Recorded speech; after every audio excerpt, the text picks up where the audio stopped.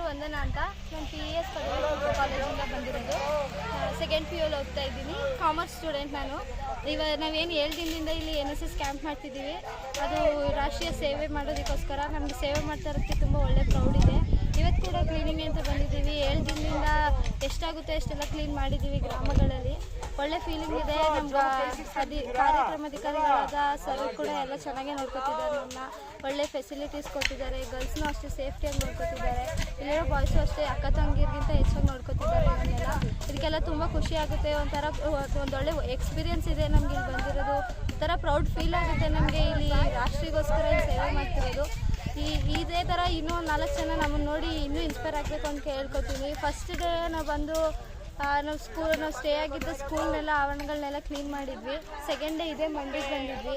ಅರ್ಧ ಕಂಪ್ಲೀಟ್ ಆಗಿತ್ತು. ನಮಗೆ ಸ್ಯಾಟಿಸ್ಫ್ಯಾಕ್ಷನ್ ಇರಲಿಲ್ಲ ಫುಲ್ ಕಂಪ್ಲೀಟ್ ಮಾಡೋದಕ್ಕೆ ತನಕ. ಇವತ್ತು ಕಂಪ್ಲೀಟ್ ಮಾಡಲೇಬೇಕು ಅಂತ ಅಂದ್ಕೊಂಡು ಬಂದಿದ್ದೀವಿ. ಲಾಸ್ಟ್ ಡೇ ಆಗಿರೋದ್ರಿಂದ ಇವತ್ತು ನಾವು ಕಂಪ್ಲೀಟ್ ಮಾಡೇ ಹೋಗ್ತೀವಿ. 3rd ಡೇ ಊರಲ್ಲಿ ಇರೋ ಸರ್ಕಲ್ಗಳು ಬೀದಿಗಳನ್ನೆಲ್ಲ ಕ್ಲೀನ್ ಮಾಡಿದ್ವಿ. 4th ಡೇ ಕೂಡ ಇಲ್ಲಿಗೆ ಬಂದಿದ್ವಿ. 5th ಡೇ ಕೂಡ ಇಲ್ಲೇ ಈ ಥರನೇ ಊರುಗಳಲ್ಲೆಲ್ಲ ಕ್ಲೀನ್ ಮಾಡಿ, ಸ್ಮಶಾನಕ್ಕೆ ಹೋಗಿ ಕ್ಲೀನ್ ಮಾಡಿ, ಅಲ್ಲೆಲ್ಲ ಕ್ಲೀನ್ ಮಾಡಿ, ಸ್ಕೂಲ್ ಆವರಣಗಳನ್ನೆಲ್ಲ ನೀಟಾಗಿ ಕ್ಲೀನ್ ಮಾಡಿದ್ವಿ. ಇವಾಗ ಆಲ್ಮೋಸ್ಟ್ ಎಲ್ಲ ಕ್ಲೀನಾಗಿದೆ. ಒಳ್ಳೆ ಎಕ್ಸ್ಪೀರಿಯೆನ್ಸ್ ಇರೋದ್ರಿಂದ ಏನೋ ಒಂಥರ ಫುಲ್ಲು ಪ್ರೌಡ್ ಆಗ್ತಿರುತ್ತೆ. ನಮಗೆ ಸ್ಯಾಟಿಸ್ಫ್ಯಾಕ್ಷನ್ ಇದೆ. ನಮಗೆ ಎಲ್ಲರಿಗೂ ಅಷ್ಟೇ, ಇಲ್ಲಿರೋರಿಗೆ ಪ್ರತಿಯೊಬ್ರಿಗೂ ತುಂಬ ನಾಳೆ ಎಲ್ಲಿ ಕ್ಯಾಂಪ್ ಎಂಡ್ ಆಗ್ತಿದೆ ಅನ್ನೋ ಬೇಜಾರಿದೆ ನಮಗೆಲ್ಲ. ಸೊ